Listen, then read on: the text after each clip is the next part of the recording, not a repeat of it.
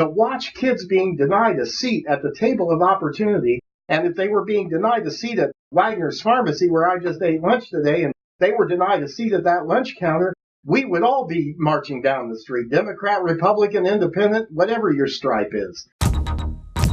So how is this not any different than that? It's got to change. So. Well, it seems this has been going on for, 20 years, 30, 40? Yeah. The Kentucky Education Reform Act, which was passed in 1990, 28 years ago, said we're going to have an education system based on equitable funding, and we always do better with the funding issues. We fixed that a long time ago, in large part. But the other part of that was we believe that all children can learn at the highest level. What happened to that part of Kara? What happened to that? We were all focused on the money, all the players, all the stakeholders, all the bureaucrats, the unions, they were all focused on the money. What good is it to fix that if we have 14% of our blacks proficient in math in the 4th grade? How does that even matter? All we're doing is spending money, and we're getting very little return on that investment. If you want to look at it as a taxpayer, if I'm a taxpayer, I am really upset about this because we're going to spend half of our general fund budget this year on education. Only 14% of our low-income minority students are proficient in math in the 4th grade, and only 9% in the 8th grade. I'm not seeing where the change is happening there. It seems to me that the Courier-Journal has sort of covered this issue up. It seems to me it should have been the headlines for the last 20 years. I have to tell you, the reporter covering this issue is a former teacher. She was in New Orleans. She sees this. And that's what amazes me is how people, and yet Dr. Lewis also taught in the New Orleans school system, where, by the way, 80% almost of the children are in a charter school in New Orleans. That's why they've improved their performance so much and bypassed Kentucky. That's one of the main reasons Louisiana's education performance has improved so much. It comes back to ideology. She has an ideology that obviously does not want to confront these issues, and she'll mention it in passing, the achievement gaps, but I haven't seen anywhere where there's been really a drill down on here's what's going on, here's what's in the contract, here's the view of those who believe that contract is a hindrance to changing those numbers and closing those gaps. I haven't heard any of that. She's a nice enough person, but look, we got to get past that. I think Dr. Polio's a nice person. I think Dr. Harkins was a nice person. It's not about that. It's got to be about our kids. It's got to be about these kids who are coming from generations, Dr. Simon, what I'm talking about, coming from generations of illiteracy, of failure, of poverty, of prison, of early and death, of drugs, and all of these issues. And I'll tell you, we're not going to save every child, but you can't convince me that getting a child a good education and getting them on the right track early in their life doesn't greatly increase the chances that they may be the first ones in their family not to end up on the street corner or behind the bars or in the morgue. That's where it's got to be. And when you have a union contract that the Fordham Institute says was one of the worst in the nation in terms of its cumbersomeness and it being an obstacle to making these decisions that would close these gaps and improve the performance, we just got all kinds of evidence. But it is frustrating that the media, we have some good media sources here that I think are trying to do a better job of that. I'm not here to blame this on the media, but what I am here to say is that they also have a moral responsibility. The media has special constitutional protections in order that they can be free to report things that may not be popular with some people. They want to maintain those freedoms. I think they have a responsibility that goes along with those freedoms. I guarantee you if there were people being denied a seat at Wagner's Pharmacy's lunch counter and a bowl of vegetable soup there where I was at, if there had been people being denied because of the color of their skin, who would have been the first media outlet here to be yelling about that? It would have been the Courier-Journal. So why aren't they saying the same thing about this, about our kids? I don't know the answer to that, but they're going to have to do their own soul searching. But I know one thing, it's not going to stop us from getting this message out. Well, this has been going on for years and years and years, and they say, oh, well, give us 3 more years, give us 5 more years, but really nothing is happening, and they're not getting at the cause of the problem. Like, we need to put more charter schools out like they did in Louisiana, and it seems to me that would be something substantive. It was unfortunate that the Republican legislature, with a supermajority, did not pass a strong charter school bill last year and did not provide any funding for it last year and couldn't pass the funding for it this year. So that's one of the major reasons why the Bluegrass Institute and the Kentucky Pastors in Action Coalition have wanted a state intervention into this school district, because as long as this union bought and paid for, unions who are opposed to charter schools, opposed to choices for parents, as long as they are calling the shots, the chances of having great performing charter schools, which many cities across this nation have, and they're doing well, is virtually nil. And so we think that Dr. Lewis can find some dollars in that huge bloated Kentucky Department of Education budget, and they're going to get billions of dollars in that. They're going to get $4.1 billion this year, the KDE is. We got 350 people up there doing what? We can't even get accurate numbers on per pupil spending before the next school year is up. This has got to change. And so I would much rather cut about half of that workforce and put that money toward a great charter school in the West End than I would to keep paying their salaries and their generous pensions on top of that, while our kids are ending up dropping out of school, ending up on the street corners, ending up in jail and whatever, and with just failed lives. Does anybody care about that? Does anybody care enough to put their political ideology to the side and say, we've had enough, it's been 28 years, we can't do 10 more years, we can't do 5 more years, our kids are going to be lost, we're going to lose another entire generation of our children. And so I'm sure that there are people maybe who could talk about this maybe in some better ways.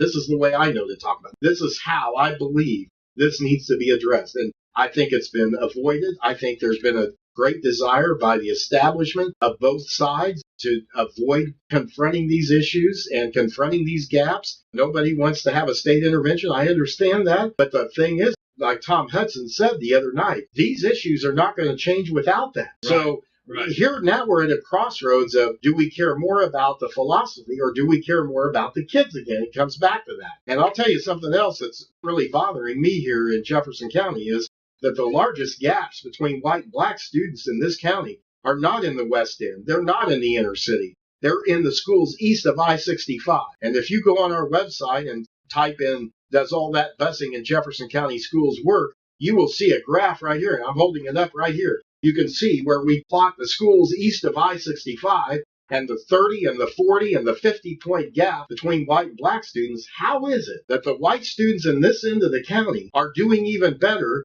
and the black students who are being bused out here from the inner city and the west side are actually performing at lower levels academically than their black peers who are going to neighborhood schools back in their neighborhoods? How is that gap wider in our wealthiest schools, in the schools with the most resources? And if this is not a discrimination issue, if this is not a racial issue, I'm missing it somewhere, and somebody hasn't been able to show me it's not. I think it's a civil rights issue, and I think we're going to see some action on that. I hope we do, because this is just cannot continue. It cannot continue. So whatever we need to do to change it, I'm open to ideas.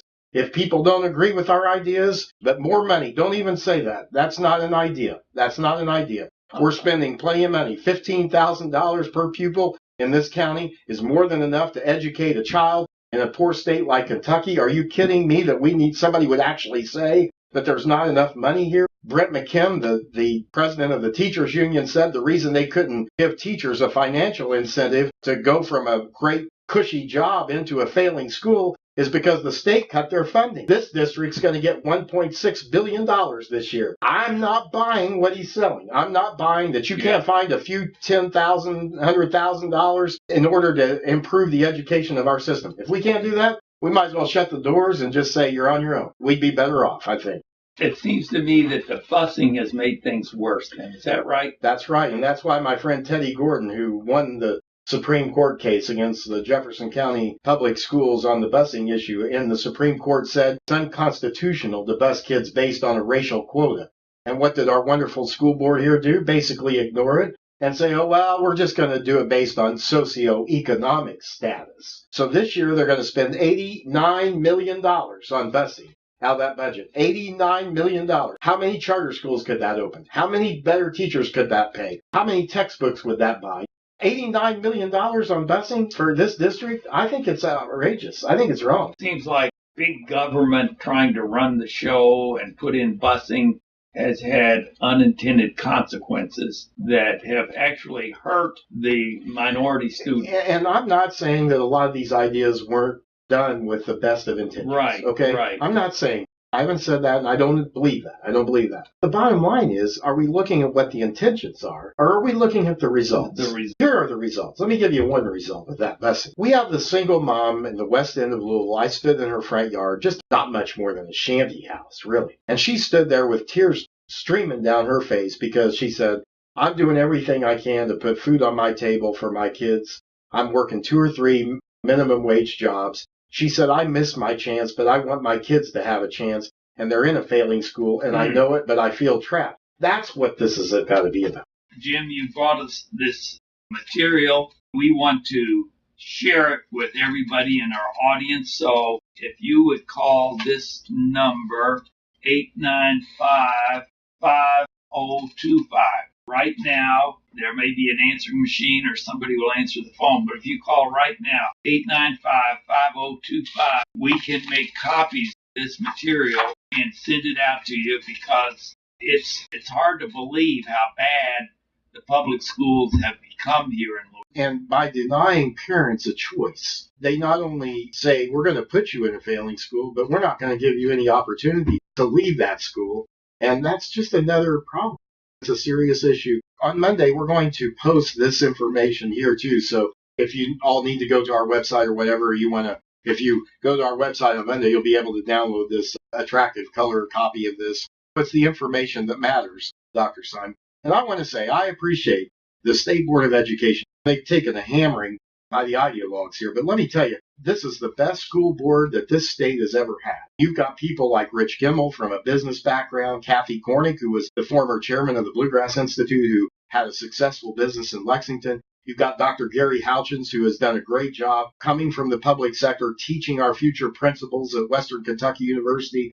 You've got Dr. Wayne Lewis, who has demonstrated his concern for these issues. I want to tell them, I want them to look at this, the basis of the data, the facts, and the kids, what's best for our students. Well, I really appreciate you filling us in on all this, and I see we're out of time. Give us a call, 895-5025, and we'll get you email addresses. And go to our website at bips.org. Spell that for us. BIPPS.org. And the S stands for solutions. And we didn't even get into the Head Start thing. Did you see that, the Head Start issue? No.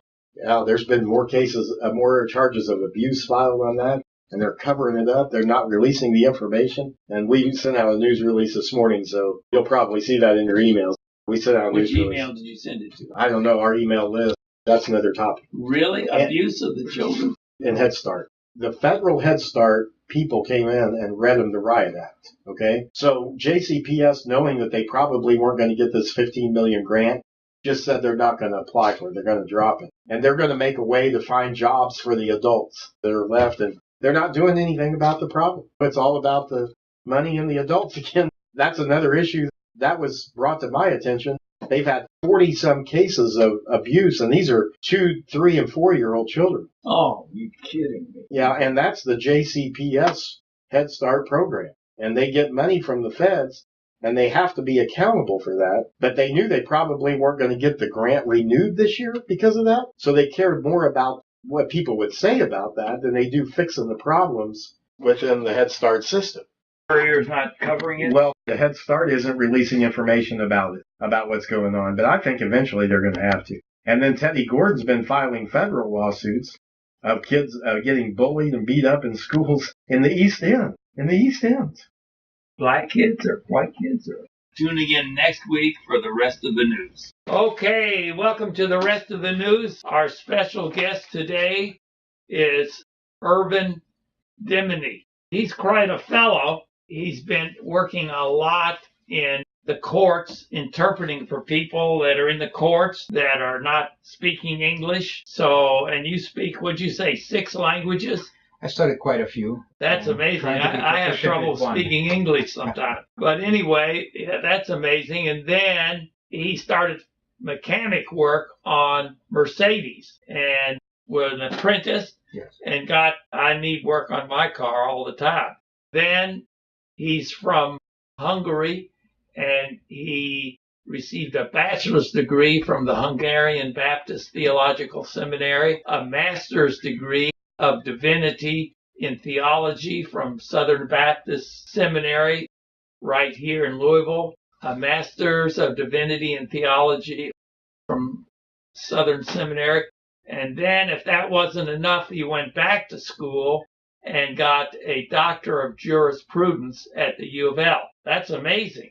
Now, the thing we wanted to ask you, you are with the Kentucky Department of Workplace Standards and the commissioner of that. That was my most recent appointment. Actually, it was a privilege to actually serve with Secretary Ramsey. He offered me an opportunity as he took a position 2.5 years ago as Secretary of the Labor Cabinet. I was the commissioner of the Workplace Standards. I oversaw the OSHA compliance, education and training, wages an hour, and the apprenticeship team as part of that responsibility. More recently, just a few weeks ago, the apprenticeship team was actually moved to the Workforce and Education Cabinet in an effort to streamline Kentucky's workforce, make it easier for companies, for individuals, Kentuckians to really engage with meaningful work. It was a great experience, really, working with Secretary Ramsey as part of the Labor Cabinet and now with the workforce. If I may, part of our work, the Labor Cabinet was very important in terms of highlighting Kentucky as a great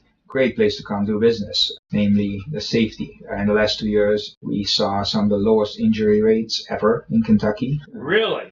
Yes, including fatalities, work-related fatalities, which is very good news for everyone. Those who go to work every day, those who look at Kentucky in terms of expanding business, looking for a career. Right. Commissioner Ramsey, I just noticed he's quite a fellow too. He started quarterback and tight end for U of K football. I tell him that you almost assigned him to U of L. No, don't tell him that. And now he's the commissioner of education. He's the secretary of the Workforce and Education Cabinet. That's quite an accomplishment. How does your work help the labor force here in Kentucky? As you heard a couple of weeks ago, we met at a prayer breakfast. That's where you and I met for the first time. Yes.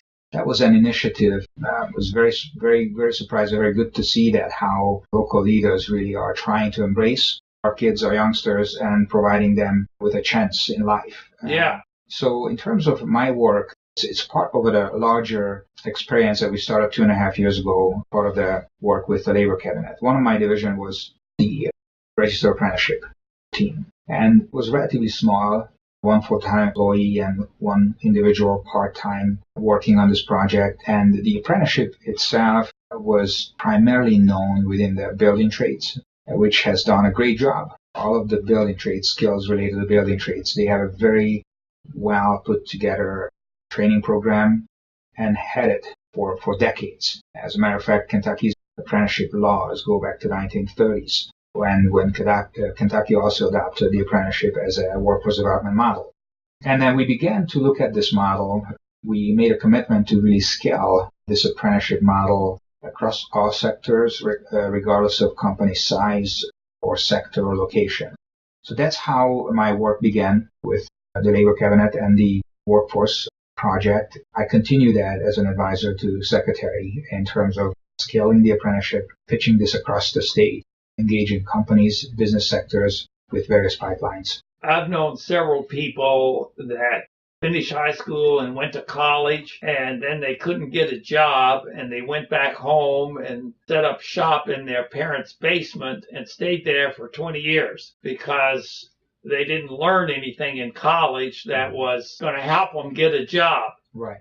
But tell us how your program is going to help with that kind of situation. I think we define the apprenticeship. There are multiple ways to define apprenticeship. It's an earn and learn model.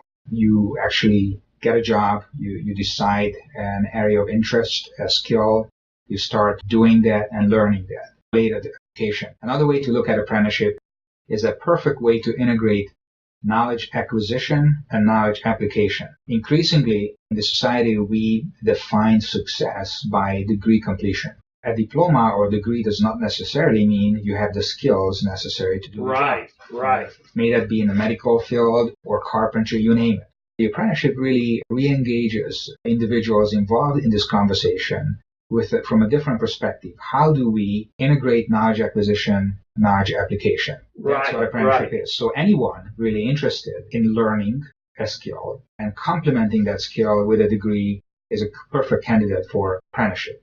Tell me, who would you be appealing to with this apprenticeship program? So any apprenticeship, really, the discussion involves a number of parties. Primarily, it's the business sector that we need to have conversations with.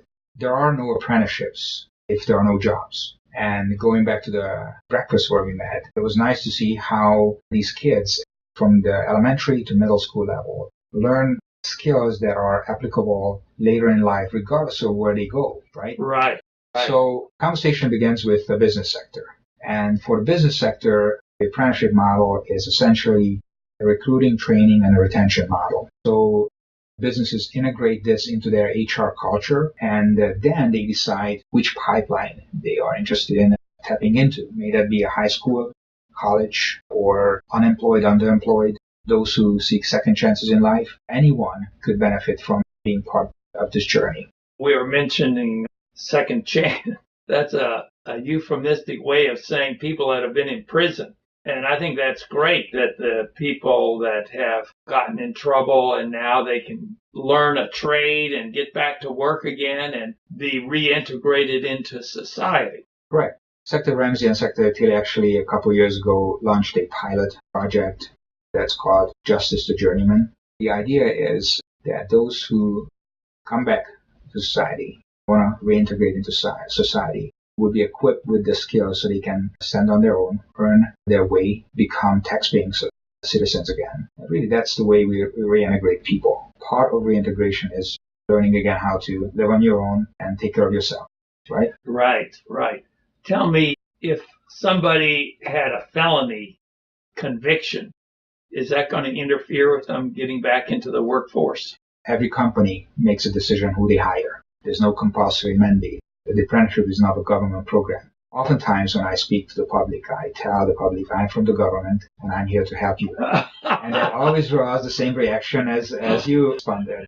I really do. And we've talked before the program a little bit about my background. I do think that it's a great opportunity and a privilege to be on this end for me and serve in this capacity. So having said that, the apprenticeship is not a government program.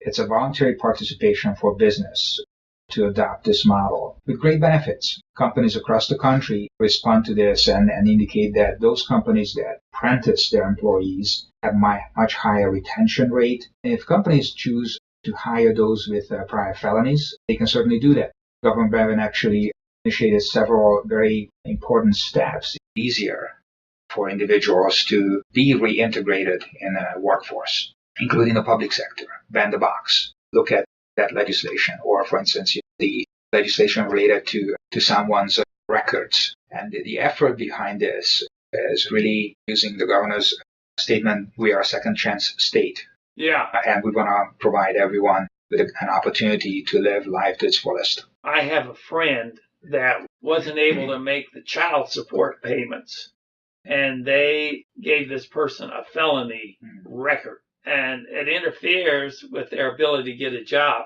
What can this person do to get around that problem? I don't want to misspeak in terms of what the next steps without knowing the specifics. If you look at recent legislative efforts, those with nonviolent violence have an opportunity to expunge after a certain period of time the record and get back to the workforce. So I would encourage your friends to really contact local authorities to inquire about that. And if we can help, you can go to our website, send me an email, and I will be more than happy to connect with those who are able to help.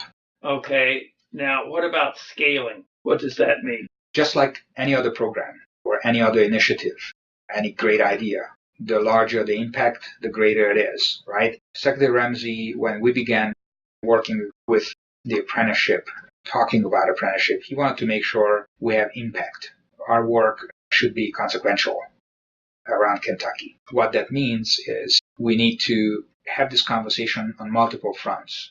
I already mentioned the fact that in Kentucky or in the United States, success has often been identified with degree completion. So we need to have conversations, and that's why I appreciate this opportunity to be on the air, that you can be successful with or without a degree. Oftentimes we think about blue-collar or white-collar jobs. The apprenticeship, one way to think about the apprenticeship is as a new-collar job, if you wish. A new-collar job. New-collar job, right? Yeah. Certain skills require a high school diploma and a journey person certificate, and you make a great living. Some skills require an associate's, bachelor's, master, or doctoral degree. But the idea is to engage business with the education. So going back to the formula, the apprenticeship starts with business. The education is a partner. Obviously, the student, the apprentice, is an important component, as well as the policymakers, right? The what? So, policymakers. Yeah. We want to make sure that we create an environment and foster an environment where this can be successful. So scaling means that we need to talk about, redefine what success could be other than just degree completion, and encourage everyone to choose a pathway for themselves, and then find the mechanism by which we can make this happen. Engage as many companies, as many sectors, and as many pipelines as possible. So we're working with Chamber of Commerce, various associations across the state, Department of Education, high school, technical, community colleges, the four-year colleges, universities. I'm really glad to report that there's a momentum like probably never before in supporting this. As we speak, there are 160, 180,000 open jobs in Kentucky. Really? Across the spectrum, right? Yeah. So anyone that wants to get a job, there's jobs to be had. And with most recent investment in Kentucky's economy, outside investment, last year, $9.1 billion were brought into Kentucky as new investment. Really? We will see the job opportunities grow, and the workforce component is a very important one. So any opportunity we have to talk about this, to bring the individual's attention to this, we'd like to take advantage of that. And so scaling happens across multiple fronts. On the business sector, education, public in general, individuals who are somewhere on the sideline, we would like to invite them back into the workforce. If somebody's listening to the program and they say, oh, yeah, I'd like to be involved in this apprenticeship program, how would they get involved? It's very simple. Just go KentuckyApprenticeship.com. KentuckyApprenticeship.com. Yes. You will find contact information there, more information about what this is. Welcome calls, emails, from anyone interested in this. You would have businesses lined up to work with this, say, John is listening to the program here. He said, oh, yeah, that's for me. And he would sign up on the apprenticeships. We work with businesses. On our website, you will actually find those programs that are registered. We have about 250 to 300 registered sponsors. Really? Across all sectors, from logistics, healthcare, IT, manufacturing, building trades, you name it. Over 100 different skills are currently apprenticed. And so that's one way to get engaged. And then they would go through the program, and then the industry or the business would hopefully take them on. Hire them as apprentices. Also, parents who have kids in high school. I encourage parents to talk to their principals, superintendents, counselors, career counselors, to inquire about apprenticeship opportunities. We are connecting businesses with high schools, right, to offer apprenticeship. Kentucky has a great initiative was developed. It's called Tech Ready Apprentice Kentucky, designed for high school kids who choose a specific pathway for career. So there are many ways to get involved. And so that's really what we're doing to scale this and engage our kids, our citizens in some meaningful career options. Well, that sounds good. I want to change the subject. I see it says that when the governor appointed you, he says he wanted to rebrand Kentucky into a manufacturing and engineering hub in North America. Correct.